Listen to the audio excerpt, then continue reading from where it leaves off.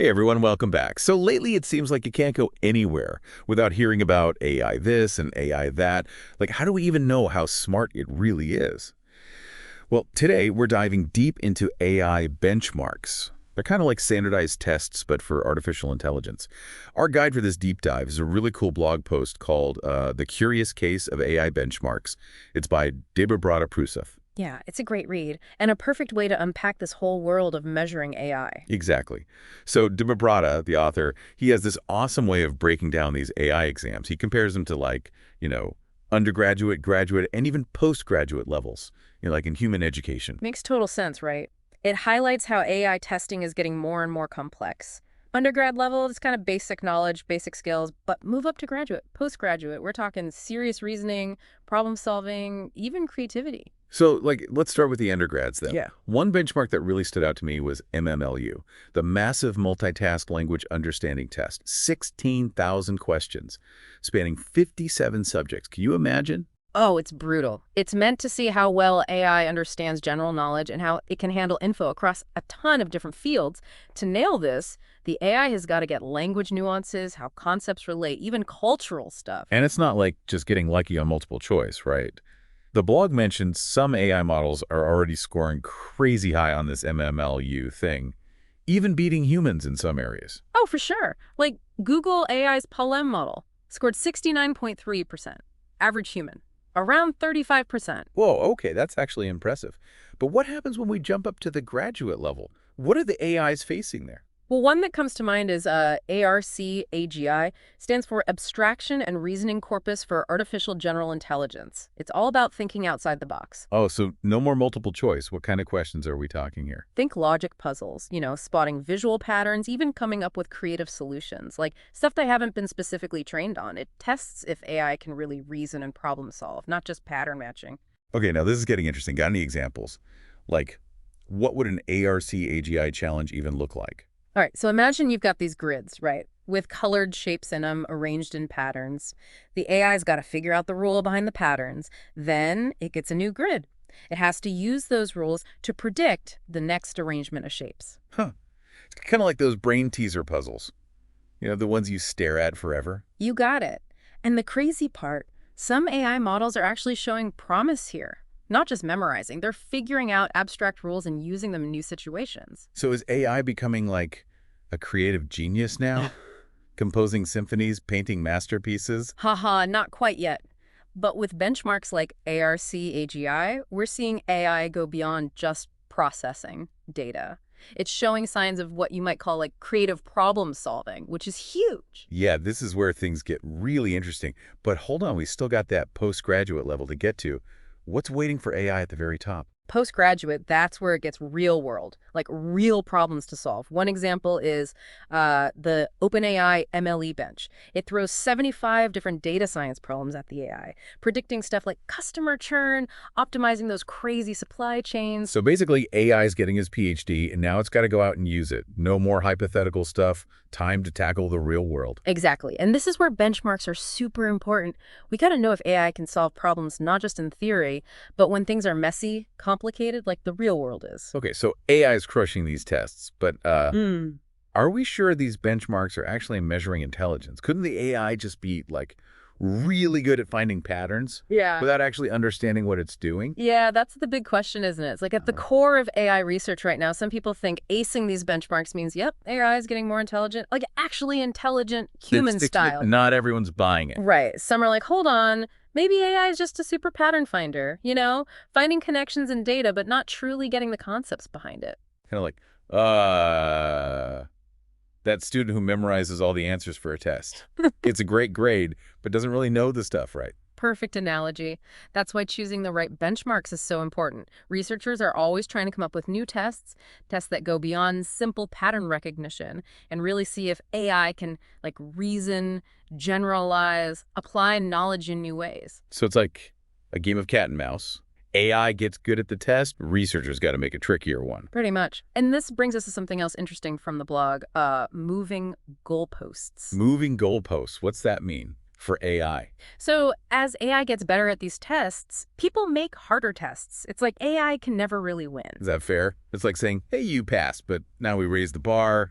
Got to prove yourself again. I know, right? Some people think it shows our own bias, like we don't want to admit AI could be catching up to us, or even surpassing us in some So areas. we're trying to, like, keep AI down, Oh. scared that if it gets too smart, Mhm. it's a threat. That's a whole other conversation with like philosophical and ethical stuff. But for now, let's stick with the practical side. The blog mentions ARC-AGI-2. Remember that benchmark? ARC-AGI-2, Right. like a sequel to the logic puzzle one. Yep, exactly. It's tougher, made to challenge the current AI models even more. So the AI is doing great on the old version. Now suddenly they'll look worse. Right. So is that just science moving forward, or is there some human competitiveness mixed in there? It's weird. Like, we want AI to hit its limits, see what it can do, but part of us is maybe scared of it getting too smart. And this brings us back to, what does it even mean for AI to be intelligent? Are our tests the right way to measure it, or are we just looking at a few specific skills, the ones that are useful for certain tasks? Okay, enough of the general stuff. Let's get to some names. The blog had a bunch of tests with, like, really interesting names. What were some of those? Ooh, yeah. There's one called HellaSwag, focuses on something we humans do all the time, Oh, sure. understanding how stories work, predicting what'll happen. So AI is taking a creative writing class now. Gonna write the next bestseller. Haha, no. But HellaSwag, it tests if AI can get the nuances of how humans tell stories. Those little hints, the logic that makes us go, oh, I bet this happens next. How's it work? Feed a bunch of novels to the AI, see if it can write an ending. It's a little more clever. You get a short story, then 4 possible endings. Only one makes sense, follows the story's logic. The AI has got to pick the right one. And that means understanding not just the plot, but the characters, the mood, even stuff like humor and irony. Man, that's a lot. Makes you realize how much we just do this naturally. We predict stuff all the time without even thinking about it. Right. HellaSwag, it makes us think about those little things in our brains, the things we don't even notice because they feel so easy. So, is AI passing HellaSwag? Predicting endings as good as us? Some of the newest language models, they're getting pretty close to human level on this test, which, when you think about how complicated storytelling is, it's pretty wild. Okay, stories, check. But how about something even more basic? Like just understanding language itself. I remember there's one called Wino Grande, something about pronouns. Ah, yes. Wino Grande. Sounds simple, but it's tricky.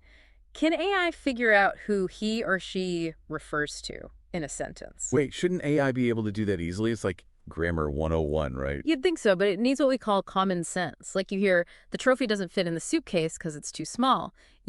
It means the suitcase, right? Yeah, because a suitcase can be too small, but a trophy can't. Just makes sense. Exactly. But for AI, that kind of logic is really hard to program. It has to understand the sentence, but also the meaning and how things relate in the real world. So Wino Grande, it's not just does AI get language, it's does AI get the world the language is talking about? That's it. And it's a huge step toward AI that can actually talk to us like normally and understand what we mean. So how's AI doing on this Wino Grande thing, Yeah. getting that common sense yet? Making progress, but not quite there yet. The newest models, they're better, but still not human level. Man, it feels like we're just scratching the surface of how AI learns. Yeah. But these benchmarks, they're giving us some clues. Oh, for sure. And as we come up with better tests, even more clever ones, we'll keep learning more about what AI can do and how it might change our world. You know, it's wild to think about the people making these benchmarks, like designing tests for AI. That's going to be a unique job. Oh, it is. You got to know AI, but also the specific skill or knowledge you're testing for. It's almost like, being a teacher whose students keep getting smarter, so the tests have to get harder too. Yeah, and I bet there's tons of debate in the AI world, like which benchmarks really matter? How do you even decide what intelligence is for a machine? Right. It's tough. There's no one definition for AI intelligence, so picking benchmarks, it gets kind of subjective. So it's not just about like making tricky puzzles. It's about what are we really trying to learn here? What do these tests say about AI itself? Exactly. And with AI changing so fast, I bet we'll see even more creative, thought-provoking benchmarks in the next few years even. It's like we're trying to see what AI can really do, but it keeps evolving, surprising us, doing stuff we didn't think was possible. AI is definitely a moving target, but that's what makes it so interesting. And like we saw in the blog post, there's a lot to think about with these AI benchmarks, more than meets the eye for sure. I feel like I've learned so much just from this deep dive. Like, how do we even measure if AI's smart? It's way more complicated than I thought. Glad to hear it. It's definitely something worth paying attention to. And everyone should, keep learning about this stuff. It's changing fast. Well, that's all the time we have for today's deep dive into AI benchmarks. Big thanks to Deborah Brada-Pruzith for that awesome blog post. Really got us thinking. It was great to be here. Thanks for having me. And to everyone listening, thanks for joining us. Keep those brains curious, and we'll see you next time.